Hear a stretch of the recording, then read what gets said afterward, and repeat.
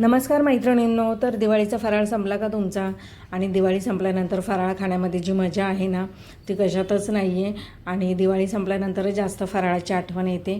तर हे बेसन लाडू तर मी दिवाळीतच बनवलेले, पण म्हटलं याची रेसिपी शूट केली, पण व्हिडिओ काय अपलोड केला नव्हता, एडिट केला नव्हता. म्हटलं चला आता हा व्हिडिओ अपलोड करूया.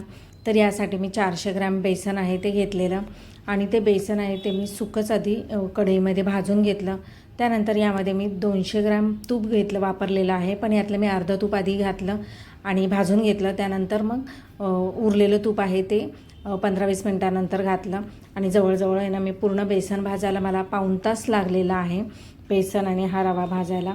इथे बेसन भाजतं आहे तोपर्यंत इथे मी 200 ग्रॅम साखर घेतली, 4-5 वेलची घेतले आणि ते मिक्सरला ग्राइंड करून घेतलं. आता साखर तुम्ही तुमच्या आवडीने, गोड जेवढं आवडत असेल त्याप्रमाणे तुम्ही वाढवू शकता. त्यानंतर मग इथे बेसन भाजल्यानंतर मी 2-3 चम्मच पाण्याचे आहेत ते घातले. यामुळे ना असं रवाळ असं टेक्स्चर येतं. त्यानंतर बेसन भाजून झाल्यानंतर ते थंड करून घेतलं. थंड झाल्यानंतर मग हे वेलची आणि साखर आहे ग्राइंड केलेली ती यामध्ये मिक्स करून घेतली. आणि नंतर मी हे लाडू वळवून घेतले आणि यावर काजू, बदाम आणि मनुके असे सर्व मी लावलं आणि खूप टेस्टी झालेले हे लाडू.